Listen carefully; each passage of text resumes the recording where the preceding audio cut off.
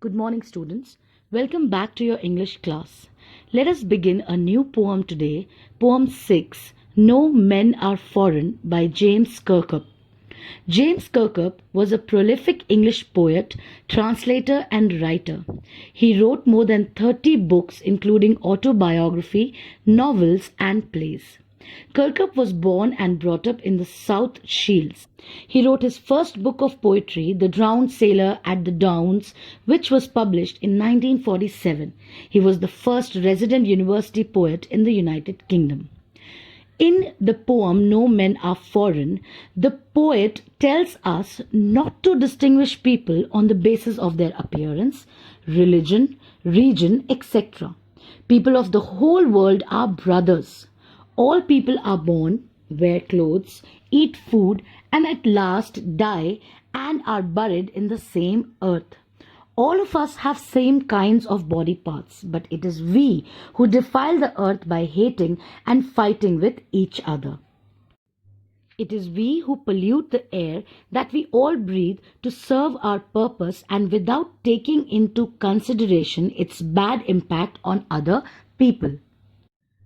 The poem No Men Are Foreign is written in a free verse. There is no rhyming scheme. Let us now read the poem paragraph wise to understand it better. Para 1. Remember, no men are strange, no countries foreign. Beneath all uniforms, a single body breathes like ours. The land our brothers walk upon is earth like this, in which we all shall lie. In the first paragraph, the poet says that we must remember that no man is strange and no country is foreign.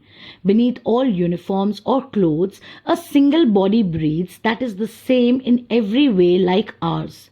There may be a difference in the way we live, eat, or walk or dress, but beneath our manners, everyone is the same.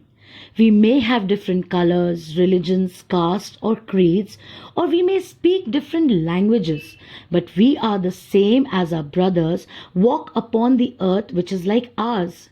We all are brothers and sisters, and our needs are the same. In our deaths, we shall all lie on the same earth. Paragraph 2. They too, aware of sun and air and water, are fed by peaceful harvests, by war's long winter starved. Their hands are ours, and in their lines we read a labor not different from our own. In the second paragraph, the poet says that they whom we call strangers or foreigners also use the same sun, air, and water as we do. They too are aware of them, and there is no difference in the manner we use them. There is no foreigner amongst us. They get the food and crops from the field as we do. They like peace as we do. When there is war, they too have to face hardships, and they also die due to starvation as we would have to. So there is nothing like foreigners because all the things are the same. They use their hands as we do for hard work and labor. They also speak to communicate with one another. So we are similar in every way of our life. Thus, the poet says that there is nothing that can be called strange or foreign. Paragraph 3. Remember, they have eyes like ours that wake or sleep, and strength that can be won by love. In every land is common life that all can recognize and understand.